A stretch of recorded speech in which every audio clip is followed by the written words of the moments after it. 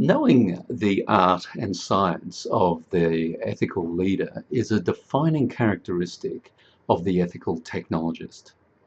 A leader is not always someone who has followers. A leader can just be someone who does something on their own to a high standard, including members of a project team. So these leadership characteristics apply actually to everyone, not just the person in charge.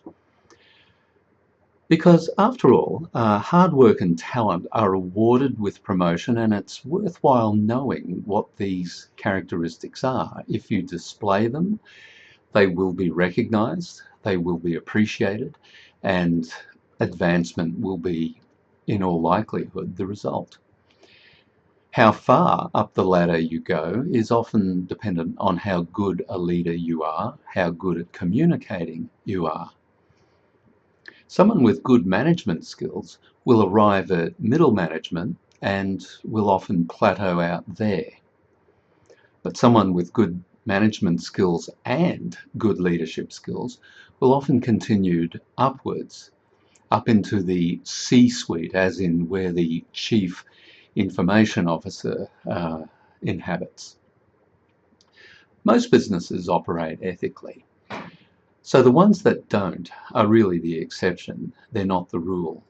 But such cases as these still leave us asking whether it's actually getting caught is seen by some leaders to be the worst crime of all. If you can get away with it, then that's okay. Well, it's not okay. So what are the qualities of an ethical leader and the ethical technologist, and how might someone with those qualities think and act? So I outline these so that you might in some ways emulate these characteristics. Firstly, you have the personality to defy groupthink. Good leaders display certain personality traits that are common across cultures and history. This has been observed down through history. They're people of intelligence and imagination who can create a compelling vision of how something can be in the future. And they're able to communicate that vision in such a way that makes people around them want to get on board and help them make it reality.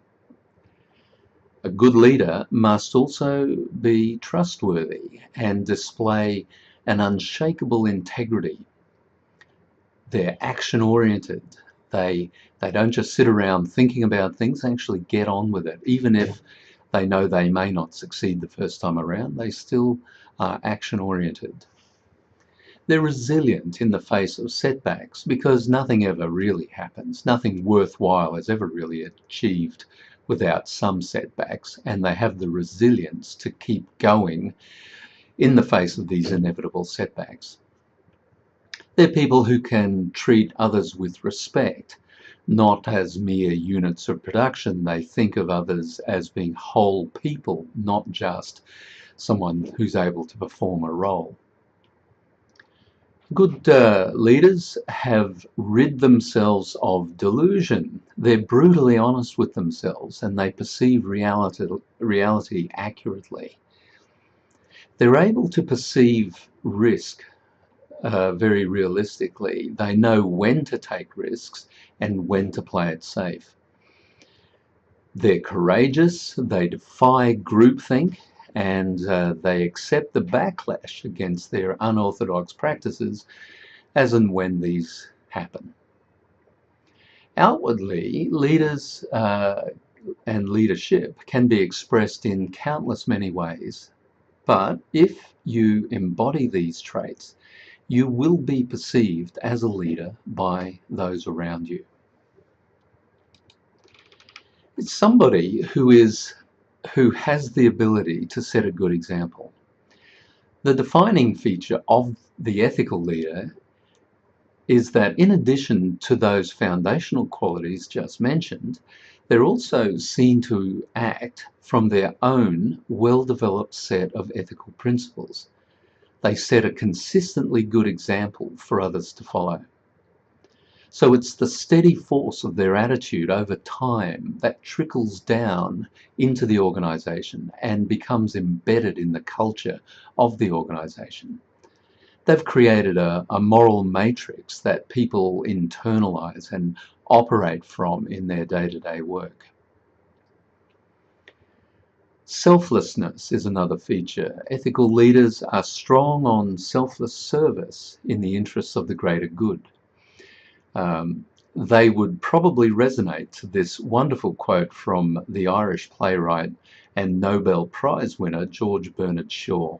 He said, "This is the true joy of life, the being used for a purpose recognized by yourself as a mighty one, the being thoroughly worn out before you are thrown on the scrap heap, the being a force of nature instead of a feverish, selfish little clod of ailments and grievances, complaining that the world will not devote itself more to making you happy."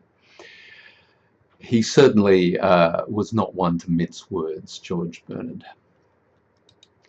A good leader's door is always open. The whole topic of ethics is open for discussion. It's an ongoing conversation that they're having in the organisation, and everyone is encouraged to become part of that conversation.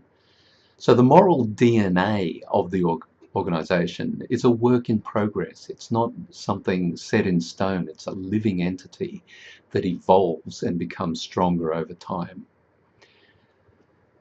Good leaders are not afraid to be challenged.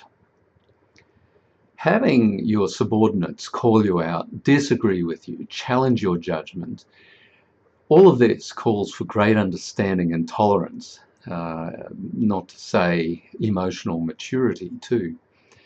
Ethical leaders understand that it's part of a culture of continuous improvement for these things to happen. There can be none of this attitude of, well, I'm the boss and don't you dare challenge my authority. It's part of not taking yourself too seriously. There's a certain self-deprecating humour that can be used to good effect by the ethical leader. And they don't identify too closely with the position they occupy, so that they'll be tempted to overstay their tenure in that position. They cultivate successors, people who can step up, and they know when to step aside themselves, leaving that position on a high, rather than overstaying their welcome and being pushed out, as they inevitably will, regardless of how good they are. New blood rejuvenates, and it's often the best strategy for moving forwards and with the times. Good leaders take responsibility for things, for everything.